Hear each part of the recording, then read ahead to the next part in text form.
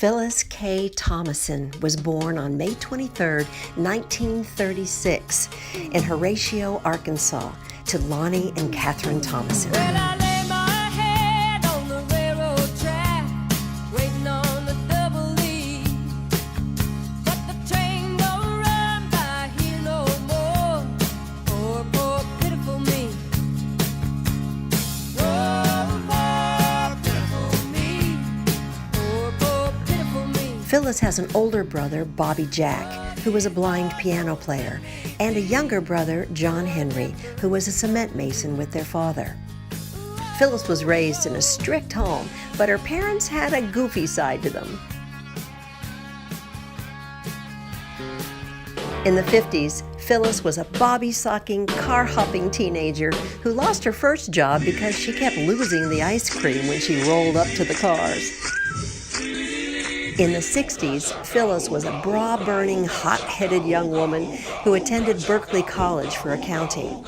She really wanted to be an interior decorator, but her true dream was to raise a family. Deep inside of me, girl, you just don't realize what you do to me when you hold me in your arms so tight. By the early 70s, Phyllis had 3 boys and was divorced.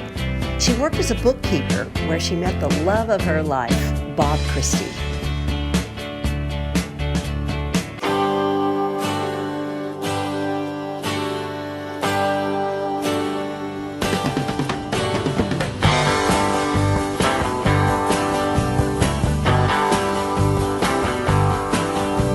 Mama's got a squeeze, but she wears on her chest. And when Daddy comes home, he never gets no rest. 'Cause she's playing all night, and the music's all right. They got married, and along with Bob's son and daughter, they had their own goofy but lovable family. Tragedy hit home when Phyllis's kid brother John died in Vietnam. This hit her hard, yet she stayed strong. This was the first sign of how fearless she could be for her parents and young children who loved their Uncle John. By the end of the 70s into the early 80s, Bob and Phyllis bought and built a race boat called the Red Baron. This was a lot of fun for Phyllis as she planned parties at race shows all over California. As the 80s closed out, Phyllis and Bob moved to Grants Pass, Oregon. Because Phyllis and Bob have such a positive effect on the family, they all started coming to Grants Pass and staying. At one point, 21 family members called Grants Pass home, not because the town is so wonderful, but because Phyllis and Bob are amazing people to be around. Very happy, I'm so glad you came into my life.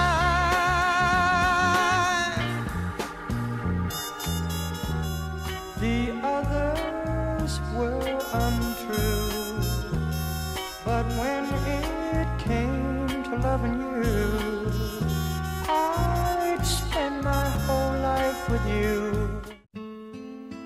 By 2005, Phyllis had buried her parents, both brothers, and her loving husband. By 2015, after helping to raise a slew of grandkids, nieces, and nephews, her body was failing, but her heart for family togetherness was still intact.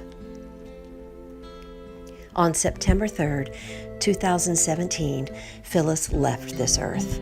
But she left behind an amazing legacy filled with love, laughter, and a beautiful presence that was intoxicating. Phyllis is survived by 3 sons, 1 stepson, 1 stepdaughter, 2 daughters-in-law, 7 grandchildren, There's a lady who's sure all that glitters is gold, and she's buying the stairway to heaven. When she gets there, she knows if the stores are all closed, with a word she can get what she came for. 2 nieces, 1 nephew,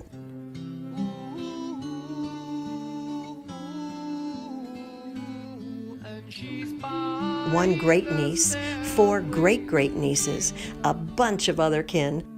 There's a sign on the wall, but she wants to be sure, 'cause you know sometimes words have two meanings.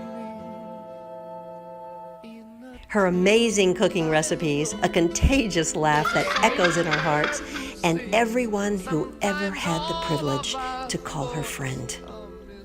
Phyllis is now reunited with her parents, brothers, and husband who shared her passion for love, laughter, kindness, and care for others. They are together in heaven. Ah, there goes the neighborhood. Everybody sing along with me. I've only had 1 sip of Shauna's drink, Miss Sherry. And to all